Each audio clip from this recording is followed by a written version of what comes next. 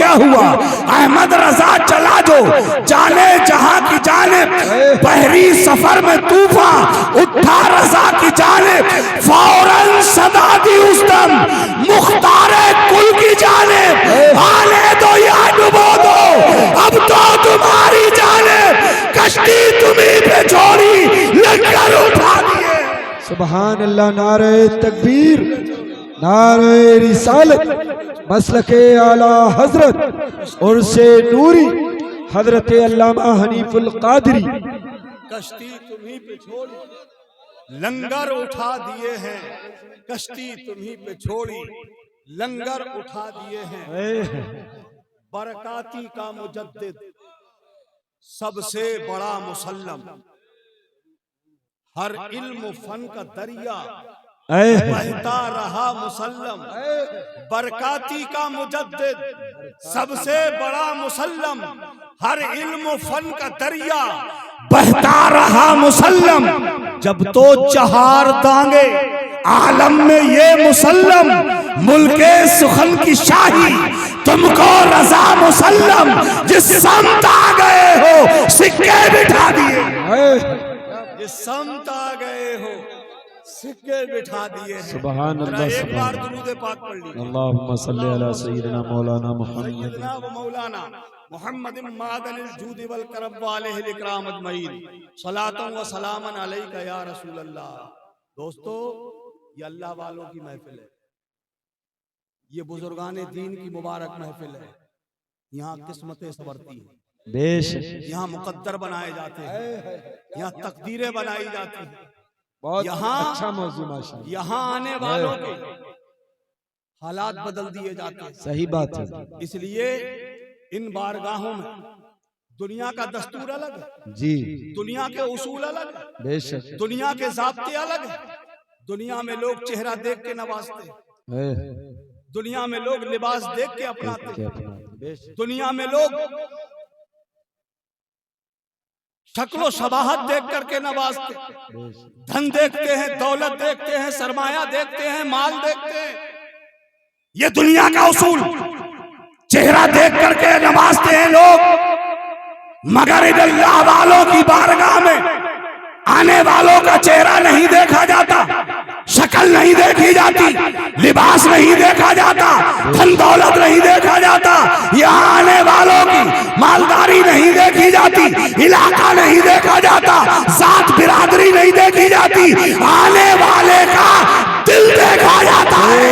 इस दिल में कितनी मोहब्बत है, जितना एहतराम, जितनी मोहब्बत होती है उसमें उतना ही ज्यादा फैजान होता है। बेशक सुभान अल्लाह, सुभान सुभान अच्छा, अल्लाह। कई लोग ये सोचते, ए लल्ला, ए बाबू, ए बेटा, ए लड़के, शर्म नहीं आ रही है तुम्हें? तुम्हें इसीलिए छोड़ा गया घर से?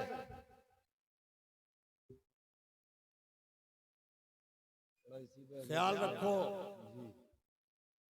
इन बच्चों पर ध्यान दो। सही बात। वरना वैसे ही पछताओगे जैसे अक्सर ये उलमा, और मैं भी चश्मदीद गवाह हूं, मस्जिद के हुजरों में बैठ के मैंने कौम के बूढ़ों को रोते हुए देखा है। सही बात। इमामों के पास जाके आंसू बहाते, इसलिए कि ये दुनिया है। इस दुनिया में तुम किसी को ठीक से बैठ जा लड़के, खामोश, आप किसी को अपना दर्द दिखाइए, किसी के सामने अपनी विपदा, अपनी परेशानी का जिक्र कीजिए, सुन तो लेगा जी, शायद अंदर से खुश हो रहा। सही बात। इसलिए आदमी अपना दर्द, अपना दुख किसी के सामने बयान नहीं करता। ये दुनिया का अजब निजाम बन गया, इस दुनिया का अजब हाल। अपने दुख से आज कोई दुखी नहीं, जी, दूसरे के सुख से बेचैन। सही बात। और ये चीज मैं सिर्फ गैरों में नहीं देखता, ये मैं अपनों में देखता हूं। जी ये हमारे अपनों की परेशानियां, ये हमारे अपनों के हालात। और जब माहौल बन गया है तो किसी के सामने आदमी अपना दुख तो बयान करेगा नहीं, अपना दुखड़ा नहीं रोएगा किसी के सामने। और तजर्बा करके देखना मेरी बात, तुम जिसके चेहरे पे बहुत खुशहाली देखते हो, सोचते हो ये बहुत मुतमईन है, जी बहुत सुकून में है, बहुत चैन में है, जरा कभी उसके करीब जाके देखना, उसके नजदीक पहुंच के उसके हालात पे नजर डालना, वो तुमसे ज्यादा परेशान निकलेगा। सही वो आपसे ज्यादा खतरनाक पोजीशन में नजर आएगा। इसलिए दुनिया के सामने तो आदमी बयान नहीं करता कि दुनिया हंसी मजाक हंसी मनाएगी, इस्तेजा करेगी, दुनिया ठट्ठा उड़ाएंगे लोग, तो वो दुनिया वालों के सामने बयान नहीं करता। तन्हाई में मस्जिद के हुजरे में जाकर अपने इमाम को सुनाता है। वो समझता है कि मेरा इमाम मेरी बातों और मेरे हालात का अमीन है, ये किसी और के सामने मेरी बात नहीं कहेगा, किसी और को जाकर के नहीं बताएगा। चूंकि मस्जिद का इमाम मेरा अमानतदार है, वो मेरे हालात की अमानत, मेरे हालात जो अमानत के तौर पे मैंने पेश कर रहा हूं, ये किसी और के सामने नहीं रखेगा। इसलिए ये मस्जिद में बैठकर अपने इमाम के पास रो करके कहता है, हुजूर क्या करूं, अब तो घर में कोई हमारी सुनने वाला ही नहीं, आज घर वालों की नजर में हमारी कोई हैसियत नहीं, आज कोई औकात नहीं हमारी, हमारा कोई मकाम नहीं रह गया। सर्दी के वक्त में मैं उठ करके फजर के वक्त मस्जिद में आने की कोशिश करता हूं, तो हमारे घर में कोई ऐसा नहीं जो मुझे एक लोटा गर्म पानी करके दे दे। इतनी सख्त सर्दी में मैं नमाज के लिए उठता हूं, मेरे घर में कोई ऐसा नहीं जो मुझे एक कप चाय बनाकर पिला। आज तो मेरे घर में मेरे बच्चे भी मेरी बात सुनने को तैयार नहीं है। अगर इन हालात से आप बचना चाहते हो तो आज ही से अपनी औलाद पे कंट्रोल शुरू कर दो। बेशक सच्ची बात, बेशक। अगर इन्हें आपने आवारा छोड़े रखा, जी, अगर आपने इनको इसी तरह से बेलगाम कर दिया, तो आज तुम्हारे बूढ़े रो रहे हैं, कल तुम्हें रोना पड़ेगा। बेशक सच्ची बात हजरत, हक फरमा, सही बात। क्योंकि हम देख रहे हैं हमारे यहाँ इल्म से तो कोई ताल्लुक नहीं रह गया लोगों को। जी सही बात। पढ़ने लिखने से मेरी कौम बहुत दूर, तालीम, शिक्षा, एजुकेशन से कोई रहा हमारा आज ताल्लुक नहीं रह गया। कितने परसेंटेज है हमारे यहाँ? जी 100 मुसलमानों में से कितनों के बच्चे तालीम याफ्ता हैं? उंगलियों पे गिन के बताओ। हमारे यहाँ तो जब बच्चा पैदा होता है, आंखें खुलती है उसकी, वो थोड़ा सा ऊपर सरक के आता है, उसका बाप उस बच्चे को अपने पास बुला के कहता है, काट चोट की सुई पकड़, और कुछ ना सही तो दिल्ली चला जा, सीजन चल रहा है जॉकेट बनाना, और जब वो सीजन से फारिग होके आए तो कुर्ती बनाने जयपुर चला जाना। सही बात। जिसके आज 3-4 लड़के अल्लाह ने दे रखे हैं, उसने तीनों चारों को, किसी को जयपुर भेजा, किसी को दिल्ली भेजा, किसी को मुंबई भेजा, किसी को हैदराबाद भेजा, किसी को कोलकाता भेजा, और खुद कुर्ता हिलाता हुआ गलियों में नेतागिरी करता फिर रहा है। सही बात। चौराहों पे बैठ के खुराफात, मैं ये सही सच्चाई आपके सामने बयान कर रहा हूं, ये मेरी कौम की हालत है। सही बात। तुम उन बच्चों की उस उम्र में कमाई पे पलने वाले अय्याश बाप, शर्म से चुल्लू भर पानी में दूध भरना चाहिए तुझे। इसलिए कि अल्लाह ताला ने तुझे 4 बच्चों का जब बाप बनाया था तो उसकी कफालत की जिम्मेदारी भी अल्लाह ने तुझे अता की। बेश बेश। मगर तूने उनका कफील बनने के बजाय उनको अपना कफील बना लिया।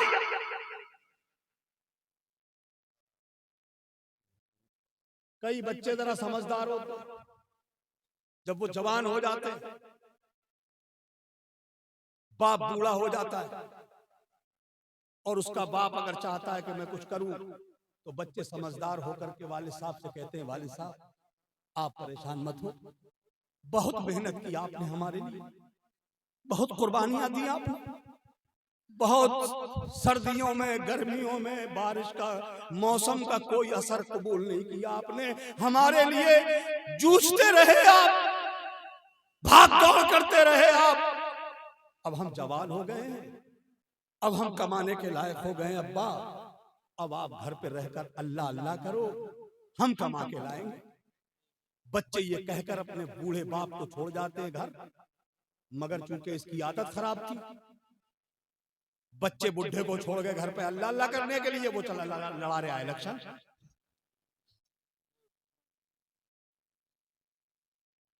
सही कह रहा हूं मैं गलत कह रहा हूं?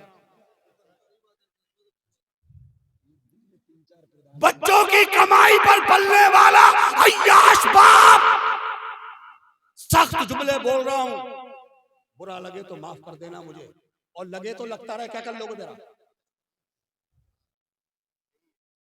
बात कहना चाहिए सही। सही बात है, बेशक हक।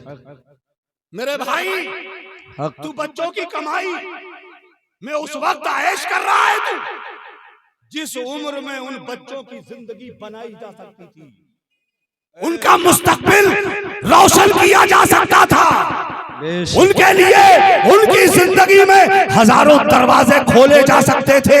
तूने उस वक्त में उन खुलते हुए दरवाजों पे ताला लगाकर उन बच्चों की जिंदगी बर्बाद कर डाली, उनका मुस्तकबिल तारीक कर दिया, उनका भविष्य अंधेरे में ढकेल दिया, तूने बर्बाद कर दिए अपने बच्चे। तुझे कल मैदाने महशर में इसका जवाब भी देना पड़ेगा। बेशक हक, इसका भी जवाब देना पड़ेगा। सही बात है, हक। जिस उम्र में बच्चों को पढ़ाया लिखाया जाता, उस उम्र में तुमने काम करवाया उनसे। क्या बात, चौखटें बनवाई जी, कुर्ती सिलवाई, काट चोप से साड़ियां सिलवाई, और कुछ ना के सही जी, तो का ये रिंच पकड़ो, मोटरसाइकिल का काम सीख लो, हाँ, प्लम्बर, रंदा घिसाओ, कारपेंटर बन जाओ। जी, ये कर रहे हैं हम लोग। मेरे भाइयों, होश के नाखून लो, अकल से काम लो। दूसरों को कहते हैं, मिसाल हमारे देहातों में, कि खरबूजे को देख के खरबूजा रंग बदलता है, तुम्हारा रंग कब बदलेगा? तुम कब आओगे एक्शन? दुनिया कहती है खरबूजे को देख के खरबूजा रंग बदलता है, जी, मगर मेरी कौम का आज रंग नहीं बदल रहा है।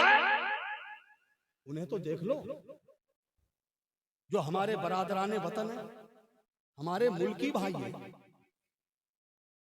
जो मुसलमान नहीं नॉन मुस्लिम है, कभी उन्हें भी देख लेते 1 मिनट के लिए। उनके कितने बच्चे जाते हैं चौखट से ले,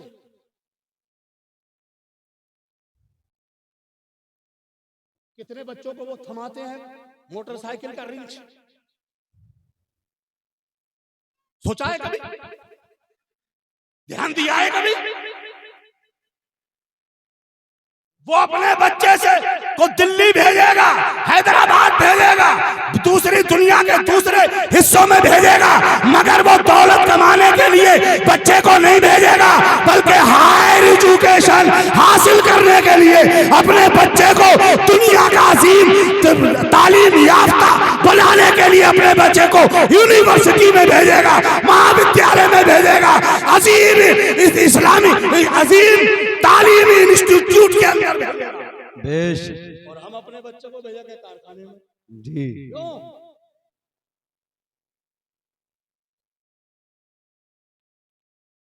कभी का हम तो लोग देहात के रहने वाले हैं ना, उनका ध्यान देना। उनके यहाँ अगर बूढ़ा भी हो जाएगा ना, तो अपनी खेत की मेंढ संभालने वो खुद जाएगा।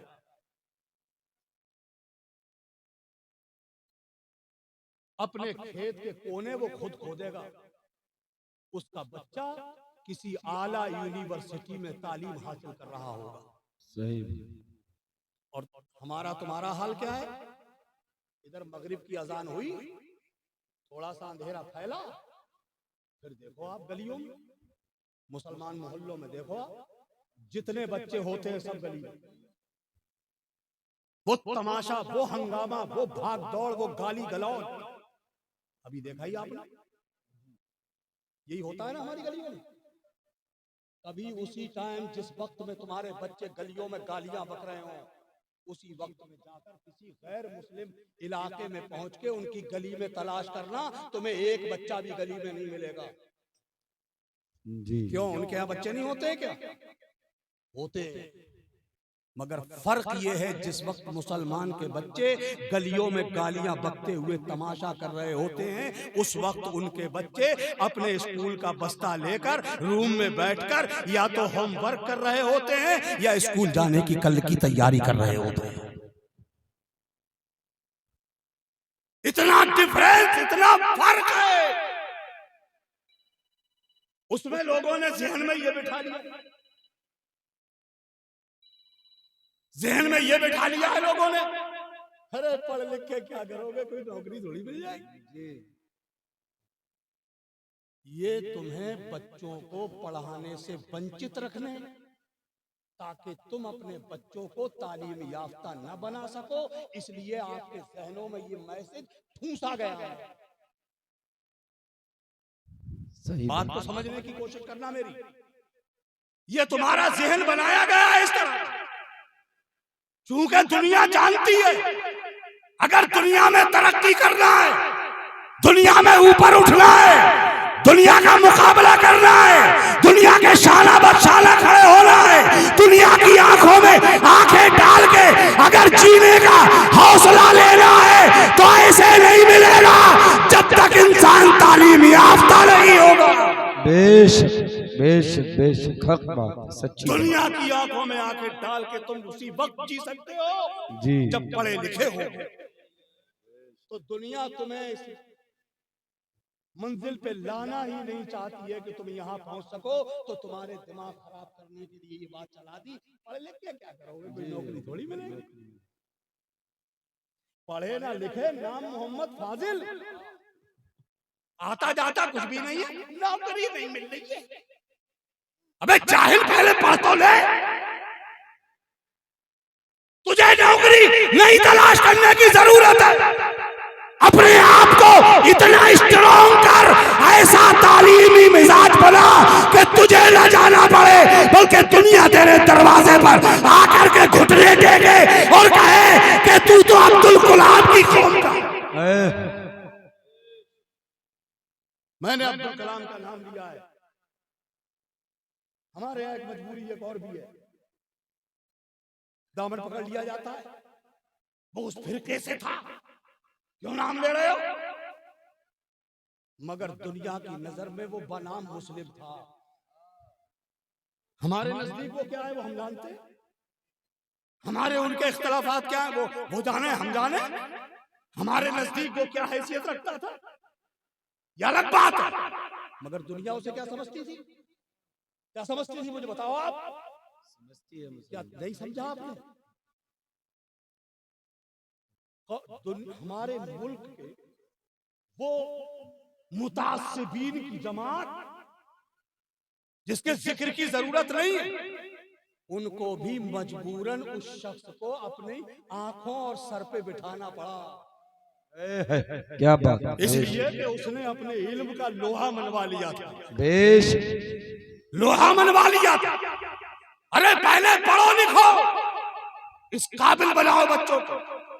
हमारी कौम के सरमायादारों का भी अजीब हाल है। पहले तो हम गुर्बत ज़दा हैं, कुछ लोग अपनी गरीबी का हवाला दे करके बच्चों से काम करवा लेते, और रह गया हमारा अमीर तबका जिसे अल्लाह ने कुछ नवाज दिया है जी, मेरे मौला ने कुछ दे दिया है, उनका भी हाल कुछ कम नहीं है। उनकी पोजीशन ये है कि वो अपने बेटे की शादी के नाम पर लाखों रुपए हराम में लुटा देंगे। लाखों रुपए में आग लगाते, हराम की नाली में बहा देते हैं लाखों रुपए। मैं अपनी कौम के उन सरमायादारों से कह रहा हूं, और मिडिल क्लास जो हमारे यहाँ है वो भी सुने, जो दरमियानी किस्म के लोग हैं, तुम बड़ों के पैर में पैर डाल करके अपनी जमीनें बेच बेच के उड़ा रहे हो, होश में आओ। ये हराम में पैसा मत बहाओ, शादियों का मिजाज बदलो, शादियों में मोटी मोटी रकमें खर्च मत करो, आसान सी सादा सी शादियां कर लो, उस पैसे को बचा के रखो, महफूज रखो उस पैसे को, और जब पैसा तुम्हारे पास वो बच के आ जाए और तुम्हें खर्च करने की आरजू ही है, तो तुम अपनी रिश्तेदारियों में नजर डालो, अपने गांव में नजर डालो, अपने इलाके में नजर डालो, और देखो कि किसी का बच्चा किसी CBSE बोर्ड के मदरसे स्कूल में पढ़ता था, बड़े अच्छे नंबर लेकर के आता था, बड़ा साफ काबिल बच्चा था, वो तो हाई स्कूल में भी टॉप कर गया, उसने इंटर में भी बहुत अच्छे नंबर हासिल किए, मगर सुना है कि वो बच्चा पढ़ने से रोक दिया गया है, अब उसकी आगे तालीम नहीं हो रही है, वो आगे नहीं बढ़ पा रहा है। ऐसे बच्चों को ढूंढो, तलाश करो कि उनकी तालीम क्यों रोक दी गई, उनके बापों से जाकर के मिलो, उनके पेरेंट्स से जाकर के मिलो, उसके बाप से पूछो, भाई तुम्हारा बच्चा तो बहुत काबिल था, तुम्हारा बच्चा तो बड़ा आला दिमाग था, तुम्हारा बच्चा तो बड़ा ज़हीन था, वो तो इंटर उसने हाई स्कूल टॉप किया था, हमने सुना उसके इंटर में भी बहुत अच्छे नंबर लाए थे, बहुत बेहतरीन मार्क्स से लेके तुम्हारा बच्चा कामयाब होता था। मैंने सुना है तुमने तालीम रोक दी है, आपने नीट की तैयारी नहीं कराई, आपने IAS की लाइनों में आगे नहीं बढ़ाया, आपने उसे इंजीनियर बनाने की कोशिश नहीं की, आपने उसे IPS बनाने के लिए तैयार नहीं किया।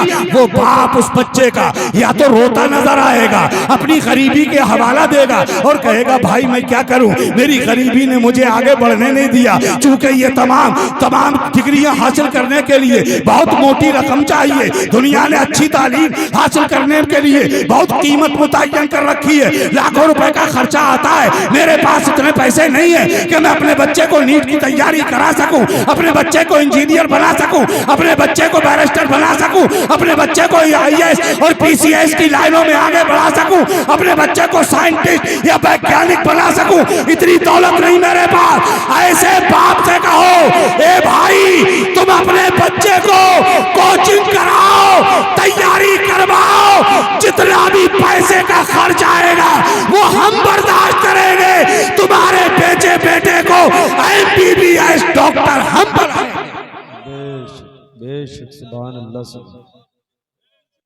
अगर तुमने अपने पूरे इलाके में से किसी एक बच्चे को MBBS डॉक्टर बना दिया, समझ लो तुमने कौम का बहुत बड़ा काम कर डाला। इसलिए कि मेरे भाई, ये भी एक मुनज़्ज़म साजिश है, इलाज के नाम पर भी हमें लूटा जाता है। जमीनें बिकवा दी लोगों ने, घर बिक गए, प्लाट बिक गए, इलाज के नाम पर। जब मेरा बच्चा डॉक्टर होगा, अपनी कौम की हालत जार पे कुछ तो रहम खाएगा। छत तो मेरे बच्चों के सर से नहीं उजड़ने देगा। किसी एक को तुमने वकील बना दिया, क्योंकि हम ऐसी कौम से ताल्लुक रखते हैं कि हमारा मिजाज इतना गर्म है कि पड़ोसी से अगर अन्न बंद हो गई, थोड़ी सी हुक ताक हो गई, अब हुजूर पीरे तरीकत रोक रहे हैं, बात सुनो भाई साहब, बात सुनो, अरे यही निपटा लेंगे। प्रधान जी अलग रोक रहे हैं, अल्लामा तारिक साहब अलग रोक रहे हैं, मौलाना शादाब साहब अलग रोक रहे हैं, अरे भाई साहब रुको जरा यार, अरे यही निपटा लेंगे, ये समझा बुझा लेंगे, अभी रुक, अब या तो चौकी पे जाएगा या थाने में जाएगा। और ये देखो कमाल ये कि यहां से तो जाएगा बिल्कुल लाल पीला होकर, और चौकी या थाने के गेट पे ही जाकर सरेंडर। क्यों भाई, अरे सही है गलत है, अब घुसेगा अंदर, पर्ची लिखवाई जाएगी, वो पर्ची बाद में ली जाएगी, उसके नीचे गांधी जी रखे जाएंगे। क्यों, अरे सही है गलत, कुछ तो हाँ तो करो यार, सही है ना। अब वो गांधी जी दे के आया, सोचा मैं अपने पड़ोसी को अब इसे मुकदमे में फंसाऊंगा। इस कमीने और जाहिल से ये पूछो, उसे तो तूने मुकदमे में फंसाया, अब जब मुकदमा चलेगा तो वो ही जाएगा कचहरी या पीछे पीछे तुझे भी जाना पड़ेगा? क्यों? और वहां जब पहुंचोगे तो वहां काले कोट वाले पहले से बैठे हैं। हाँ, है ना? अब गया था इंसाफ लेने और मिला क्या? हर तारीख पे पंसौआ और छोटी सी पर्ची पे मिली तारीख।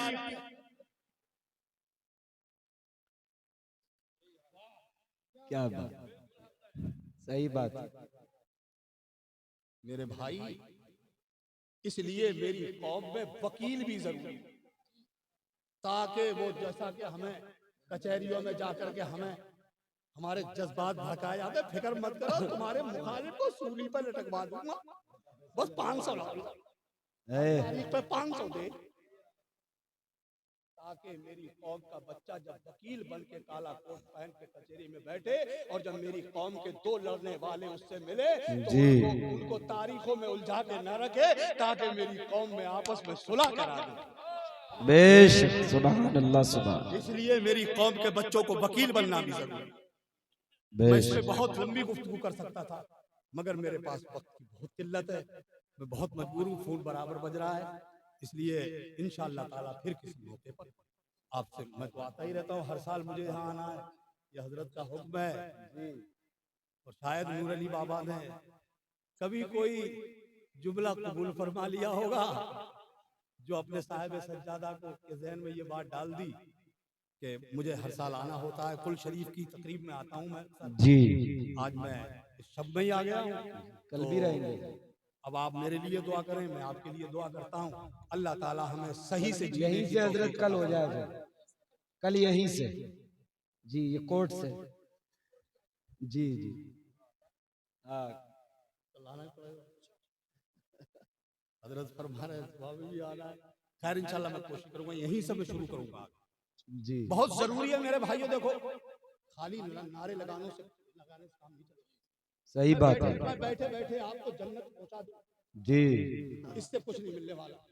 सही बात। और मियाँ ये भी समझ लो कि जन्नत इतनी आसान भी नहीं है, सस्ती नहीं है जन्नत। बेशक, इंशाल्लाह यहीं से सुबह को शुरू होगी। जी, वाखिर दावाना अनिल हम्दुलिल्लाहि रब्बिल आलमीन। अस्सलाम वालेकुम। सुभान अल्लाह, सुभान अल्लाह। अल्लाह